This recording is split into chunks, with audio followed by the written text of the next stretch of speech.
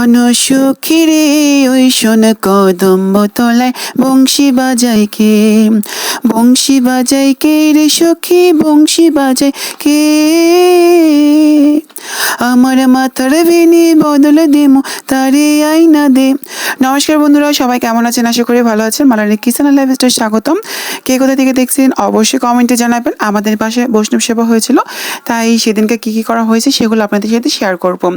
তো এগুলো হচ্ছে সয়াবিনের জন্য, আর এগুলো ভাজির জন্য। সয়াবিনের জন্য পটল ভাজতেছিল আমাদের কাকি।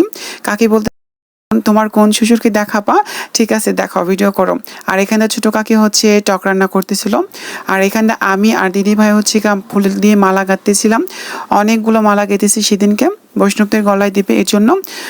তো তারপরে হচ্ছে মালা গাঁথতে গাঁথতে একটা হচ্ছে টগর ফুল, আর ওই হলুদ ফুলটার নাম জানি না, যদি আপনারা কেউ জানেন তাহলে অবশ্যই জানাবেন। আর এটা হচ্ছে সয়াবিনের তরকারির জন্য সব মশলা দিয়ে দিয়েছিল।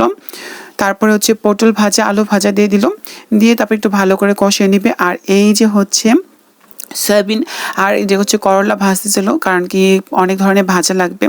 তারপর কাকি একটা বইটাতে খুব সুন্দর করে নাড়তেছিল, আর এটার মধ্যে গরম জল করা হয়েছে। তারপর কাকি বইটাতে নাড়তে নাড়তে তারপর কষানো হয়ে গিয়েছে।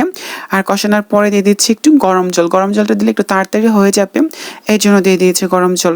তারপর দিয়ে দিল সয়াবিনগুলো, এক কড়াই সয়াবিন। আর এত টেস্টি হয়েছিল সয়াবিনটা, বলে বোঝানো যাবে না। আর প্রসাদ আসলে অনেক টেস্টি হয়, অনেক স্বাদ হয়।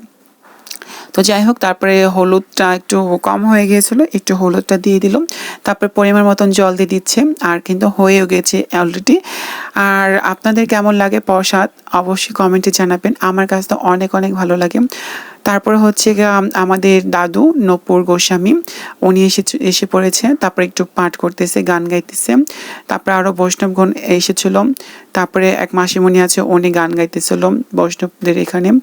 তারপরে অনেক কারেন্ট ছিল না, তারপর আমি অনেক বাতাস করেছি, আমরা অনেকে বাতাস করেছি। তারপরে এখানে সুভাষ দা, তারপরে এক কাকা, তারপর মাসিমণিরা, এক দাদা ভাইরা সবাই মিলে আবার গান করতেছিল। আর গানগুলো খুব ভালো লেগেছে, কিন্তু প্রচণ্ড গরম ছিল সেদিনকে। তারপরেও আমরা ভিডিও করেছি। তো সবাই ভালো থাকবেন, সুস্থ থাকবেন। ধন্যবাদ সবাইকে। আশা করছি আপনারা সবাই ভালো থাকবেন।